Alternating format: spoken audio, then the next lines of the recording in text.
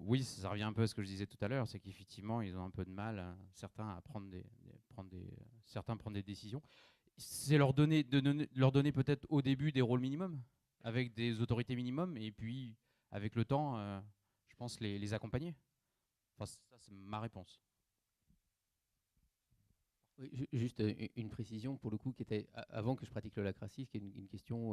Enfin, dès qu'on commence à donner à quelqu'un une autonomie dans un domaine qu'il n'a pas forcément au départ, il y a un effet de méfiance que vous êtes manager parce qu'il y a bon, pourquoi il me demande ça, pourquoi c'est à moi de le faire maintenant. Et du coup, il y a souvent le côté ok, je vais tester si c'est pour de vrai. Vous voyez. C'est-à-dire que si vous lui donnez l'autonomie et qu'à la première bourde, il y a un retour de bâton façon manager, micromanager, etc., la personne a dit ok, c'était pour de rire, quoi, c'était pas pour vrai. Mais si effectivement vous jouez le jeu derrière, c'est un truc qui fonctionne, mais ça demande du temps.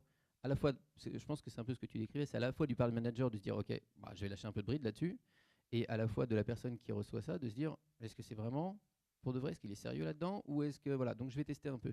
Mais une fois que la chose elle est acquise, ça se passe plus facilement. Et je trouve que pour moi l'holacratie facilite ça, parce qu'elle dit très clairement, en fait elle rend explicite tout ce qui est implicite. Et l'implicite c'est un peu ce qui tue hein. Dans les entreprises, c'est on suppose que. Et là, tout d'un coup, boum, c'est en lumière. C'est toi qui es responsable de ça, pas moi. Donc c'est à toi de faire. Je sais pas si ça aide à la réponse. Pas et qu'on n'a pas. Par exemple, ce qui a été signifiant, j'ai vu ça en formation il n'y a pas très longtemps, c'est quelqu'un qui. Donc, on jouait dans un. C'est un jeu de simulation, ça s'appelle le Grand Budapest Hotel, et il y a plein de problèmes dans cet hôtel. Et donc, il y a une personne qui était dans je ne sais plus quel rôle, qui rencontre un problème. Et donc, spontanément, elle avait une tension, elle ne savait pas quoi faire pour la résoudre. Alors que quand on a une épine dans le pied, ben, on enlève sa chaussure, on enlève l'épine. Là, c'était un peu ça. Et en fait, en travaillant, elle a finalement elle a pris trois idées qui étaient très très malignes par rapport à la tension qu'elle avait. Et elle m'a dit j'aurais pas été en holacratie, je serais pas allé jusque-là. Donc il y a une capacité à être responsable. D'abord, on est responsable de sa tension. Donc soit on la résout tout seul, soit on demande une tâche à quelqu'un. Donc ça fait grandir quoi l'holacratie. Voilà. S'il y a une qualité humaine, c'est la capacité à grandir. Des gens qui n'ont pas de capacité à grandir seront sans doute assez inconfortables en holacratie. Voilà, ça il y a cette qualité-là.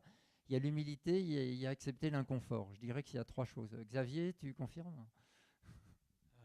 Oui, oui, il y a au moins ça. Il y a au moins ça. Puis effectivement, je pense que ça, comment dire, un esprit un peu ouvert, curieux, la confiance, enfin, tout ça, ça aide. C'est pas forcément nécessaire et suffisant, mais ça aide. Ça aide forcément au début. Et il y a une chose très très amusante. Quand on met en place l'holacratie dans une organisation, au début, il y a des résistants ou des sceptiques. Et au bout de quelques semaines, les sceptiques deviennent les meilleurs ambassadeurs. Donc, c'est pas non plus jouer d'avance, quoi. Voilà. Donc, être sceptique, c'est pas mal finalement.